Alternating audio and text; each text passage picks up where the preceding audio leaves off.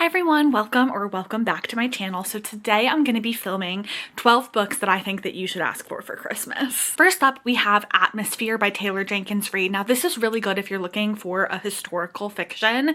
This one follows Joan, who is one of the first female astronauts, and it follows her story, and it will hook you from page one, because basically on page one we're getting like the disaster sequence of what's going on and what needs to be solved. It is just such an amazing book, and there is such a beautiful sapphic love story in here. I just feel like this is a book that will suit anyone who loves historical fiction. Up next, we have Gifted and Talented by Olive E. Blake, and this book is perfect for people who love family drama with a little bit of magical realism. This one follows three siblings who are having to deal with their basically tumultuous relationships with each other and with the family when their father dies. They're also each like a former prodigy with like a magical power of sorts. So there's that going for it. It's very interesting. Don't lean too heavily on the magical realism part of this because it's such a small part of the story. The real story lies in the relationships between all of the siblings. It is just so incredible. One of the best books I read this year. Up next, we have one of the best thrillers I read this year, and that is Julie Chan is Dead. I absolutely loved this book. So the premise is that our main character, her sister, is this very famous like YouTuber. She makes tons of videos, she's very popular, everybody loves her, and our main character is basically just a cashier, and she's kind of like on the outskirts of life essentially. Well, she goes over to visit her sister, and her sister is dead, so she takes it upon herself to basically trade lives with her sister. It is so good, so intelligent. I loved every aspect of this book, and I think that you'll like it too. Up next, we have The Conditions of Will by Jessa Hastings. This is another book that I really loved. I read this around the same time that I read Olive E. Blake's Gifted and Talented, and these books actually have a lot more in common than, you know, anyone would have ever thought. This follows our main character, who is a body language expert, and she goes home to her estranged family because her and her brother are kind of like the people who are on the outskirts, and then there's other people in her family, and their father has died. Let's rework this. Their father has died. This is another story that deals with the relationships between siblings incredibly, and there's also a romance in this that is really, really beautiful. The main male character is just incredible. You will love him. I just think that this is a really good book for somebody who is typically a women's fiction-y type of reader, and you're looking for something with a little bit more romance. This is like the perfect bridge book for somebody who's looking for something like that. Up next, we have The Favorites by Lane Fargo, and I feel like this one is similar. If you're a big women's fictions reader who's looking for a little bit more romance, look no further than The Favorites, because this book is truly women's fiction, but it does also have a tumultuous relationship in it. So this follows two ice dancers, like elite level ice dancers, and their relationship with each other. It is just so good. It'll have you hooked from the very beginning, wanting to know what's going to happen to the two of them.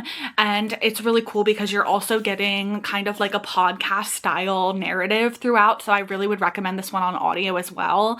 I really, really enjoyed this one, and I think that you will too. Up next, we have By Any Other Name by Jodi Picoult, and this book is a historical fiction that follows two characters. One is more in modern day, and the other one is in the past, like Shakespearean times. So we find our main character, and she is writing a book about the other character back in time, and she publishes it under a pseudonym, just like our main character back in time also publishes under the pseudonym of William Shakespeare. So it is very, very good. It's incredible. This book had me in absolute tears by the end of it. It will wrench your heart out. It is so beautifully done. This is one of Jodi Picoult's best books that I've ever read. I just cannot even stop thinking about it enough to like shut up for a moment. Like, this book is that good. It's so good. If you love historical fiction, you will absolutely adore this book. Up next, we have have Blood Over Bright Haven by ML Wong, and this one is so good. It is sort of a fantasy that is also dark academia. So we follow our main character, and she's the first female mage, and she basically uncovers this huge secret in the world, and she wants to make it public, but everybody is obviously against that and against her because she's the first female, so people like don't trust her. It is just so incredible. The magic system in here is so cool.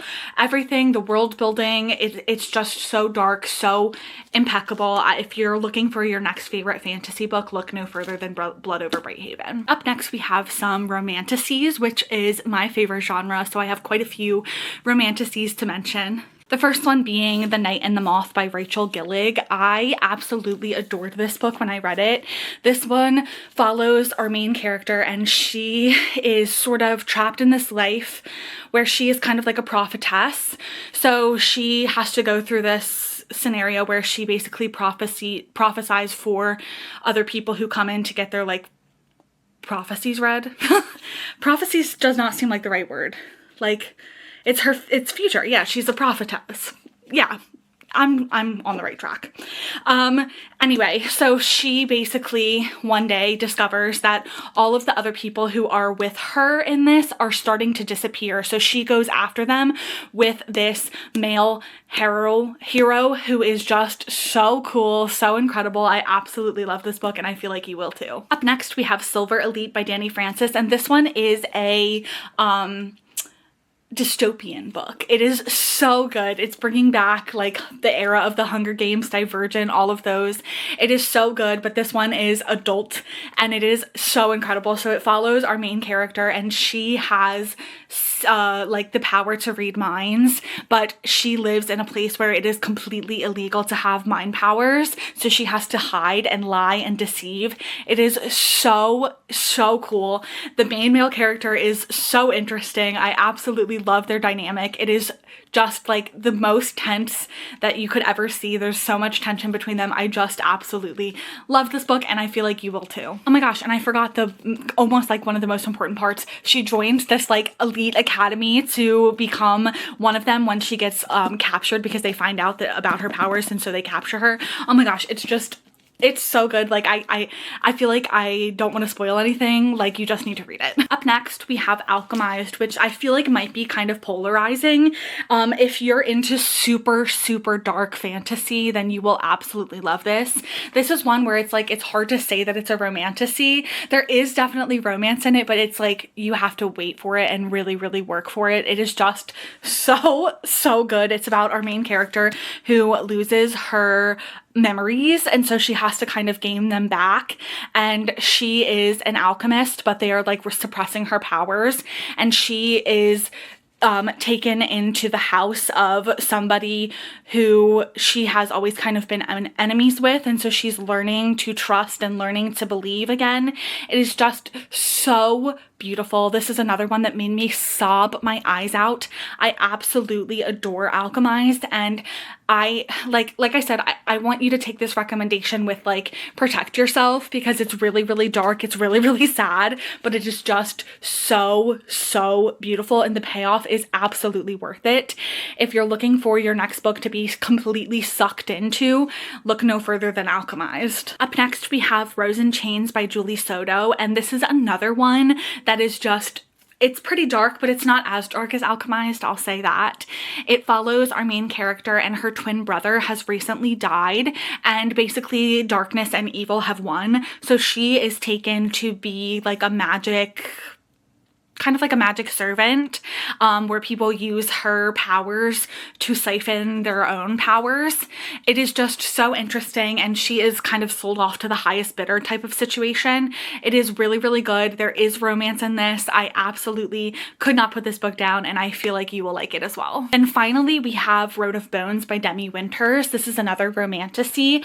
This one is really heavy on the fantasy. It follows our main character, and she witnesses her father get killed, and so so she is on the run, and she runs into this basically like this clan of people, and they are kind of all like really like dangerous warriors, and she basically convinces them to allow her to travel with them, and it is just so good. The romance in here is great. When you get to the second book, the world opens up entirely and it just becomes so much better. It is so incredible. This is a 5-star book for me. It was the first book I read in the year 2025, and I am still thinking about it to this day. I absolutely adored The Road of Bones. And with that being said, those are all of the books that I want to recommend to you for this Christmas season to put on your Christmas wish lists. I love every single one of these, and I hope that you enjoy them too. I will talk to you in the next one. Hope you found something new to read.